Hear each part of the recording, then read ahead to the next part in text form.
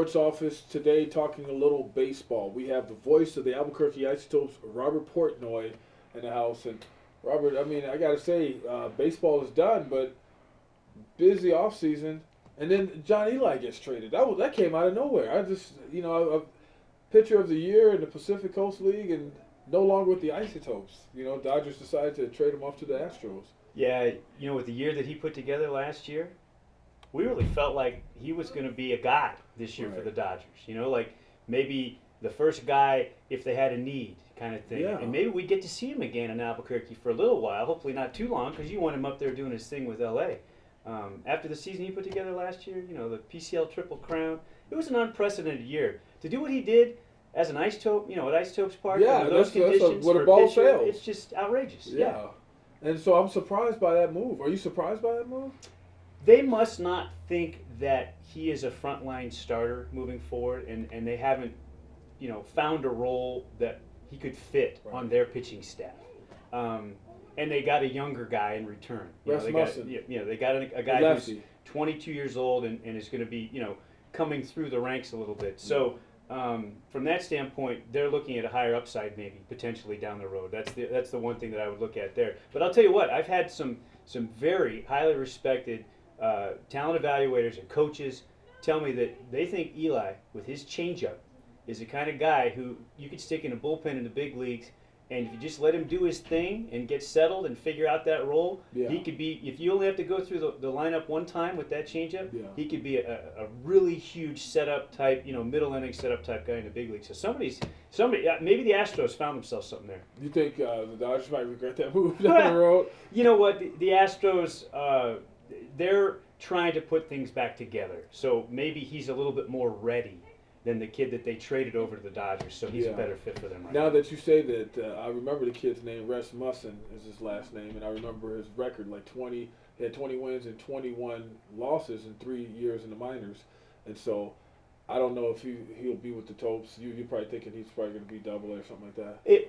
Maybe not at the start of the year, maybe not even before the year ends, but eventually if the Dodgers hang on to him, and if you trade for a guy, you're going to give him a look, you'll probably see him in Isotopes uni down the road. Brian Cavazos Galvez.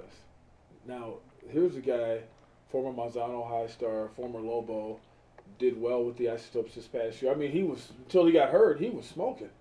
I mean, what do you think? Do you think we'll probably see him again, or do you think he has a legitimate shot of maybe? I know they already have a crowded outfield out there, and with the Dodgers. But what do you do with a player like that? Are they going to try to move him, or what do you think?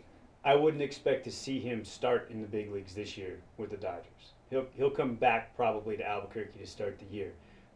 But John Valentin, who had been the Isotopes hitting coach for a couple of years and has now moved on to the big leagues, he told me without question after what he saw this season with Galvi's talent level and his adaptability, the way that he progressed from when he first got to AAA this year and what he was able to do over the course of the season, the adjustments that he made.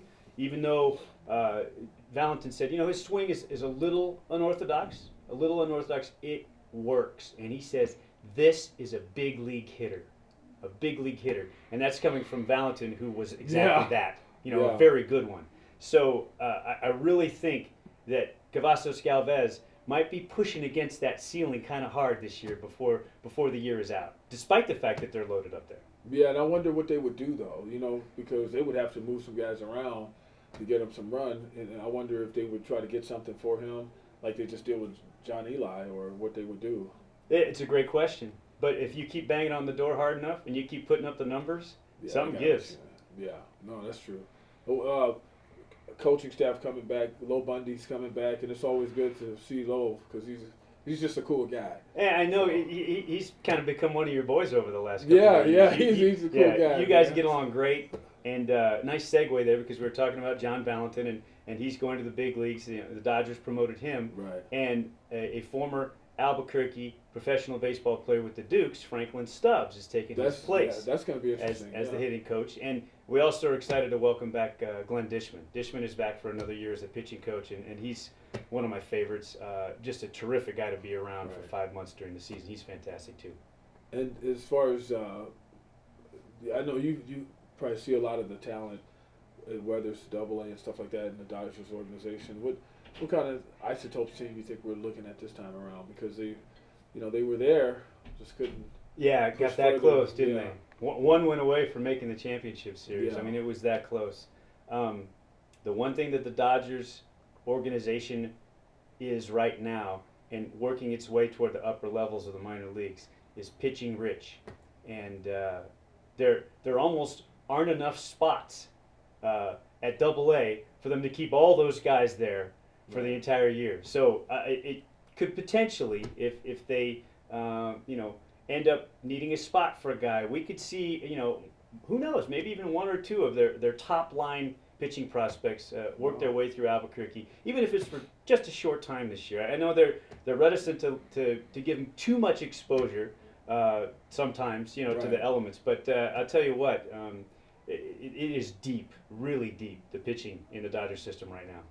Wow. So what are you telling the fans in Albuquerque? It's like we probably might see some good pitching coming through here. Well, we saw some great pitching last year. Yeah, we did. We saw the best pitching staff in the history of the Isotopes organization. Since the team, was formed in 2003. Yeah.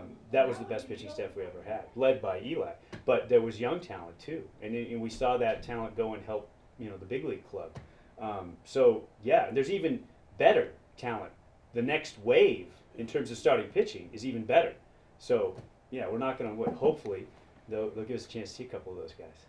And as far as you being, basketball is done. I mean, baseball is done, but you're a basketball fan too, and I know that you probably got a chance to check out the Lobos. And what do you think? I mean, how far can Alford and the Lobos ride this thing? Ranked 16th in the country, 12-0, swept the Aggies this season.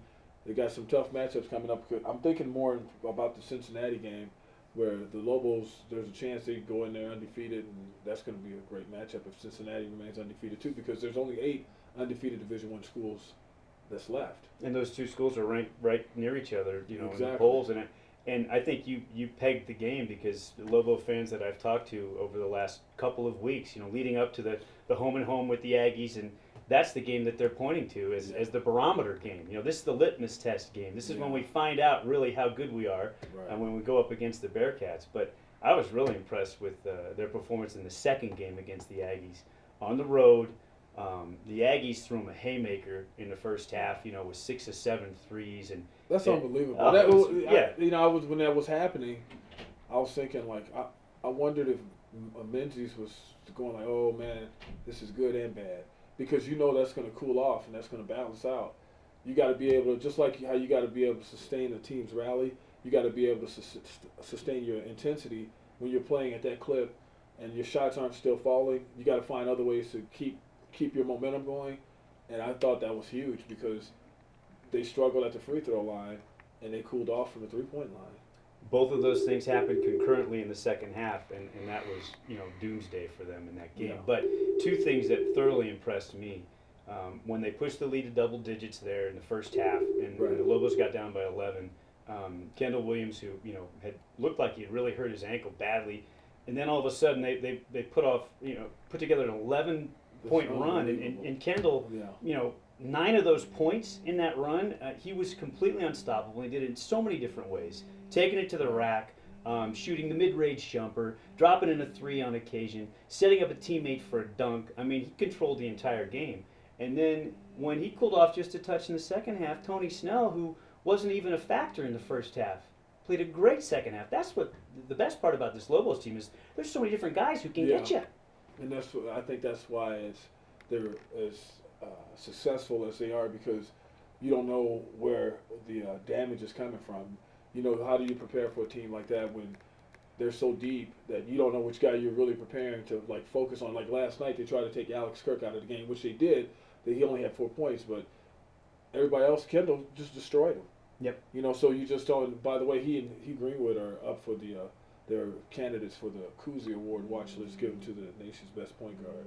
So, man, that's a phone going off somewhere, huh? I'll tell you what, though, you're talking about Kendall Williams and being a candidate, and Greenwood, and the two of them with their ability to take it to the goal and shoot the jump shot if you back off, Yeah.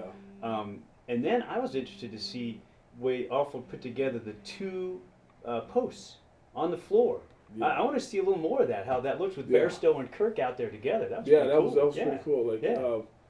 well, switching gears here.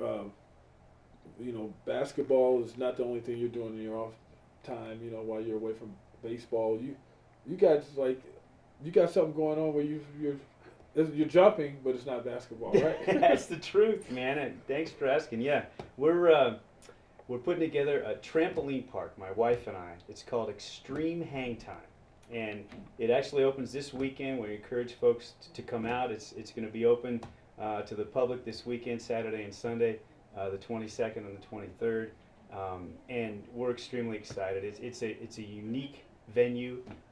Until this month, Albuquerque had nothing like this before, and we're going to be the premier trampoline park here in Albuquerque. It's located at 4320 Yale Boulevard Northeast. Now, it's right off Interstate 25. It's just west of Interstate 25 between Montano and Comanche.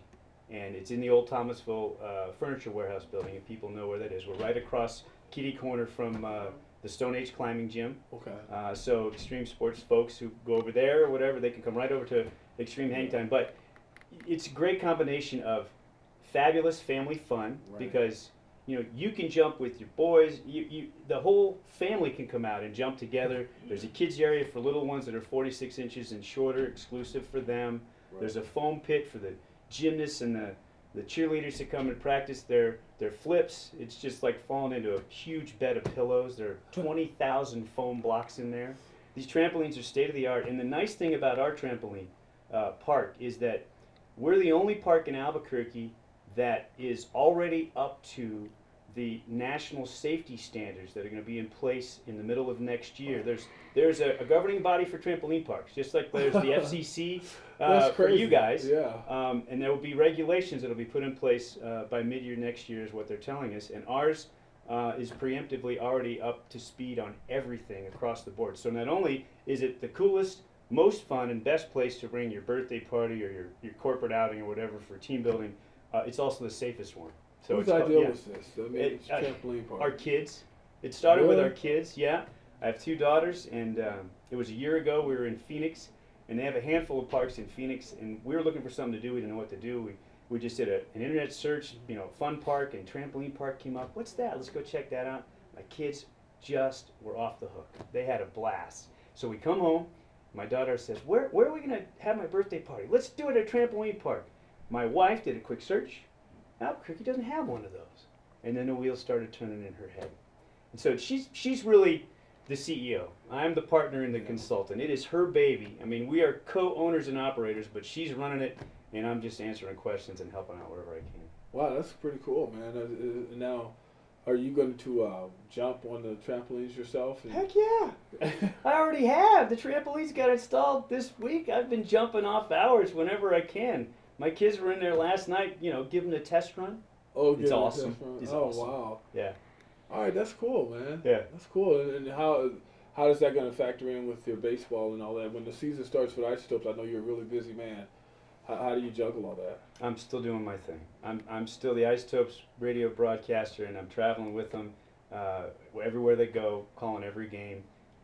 Like I said, my wife's holding down the fort. This is her project, and I'm just a consultant. I'm happy to be a partner in it, and we've put it together, but she's done all the heavy lifting. It's her baby. Her name is Tammy Portnoy, and she's phenomenal. And you guys need to come out and see the park, and you're just going to be blown away. Sounds good. Between the two of us, man, we could start a cell phone park. Our cell phone's going on while we're talking, doing the sports office. Hey, Robert, thanks for coming by, man. Really appreciate that. He's Robert Portnoy. I'm Van Tate. We'll see you next time.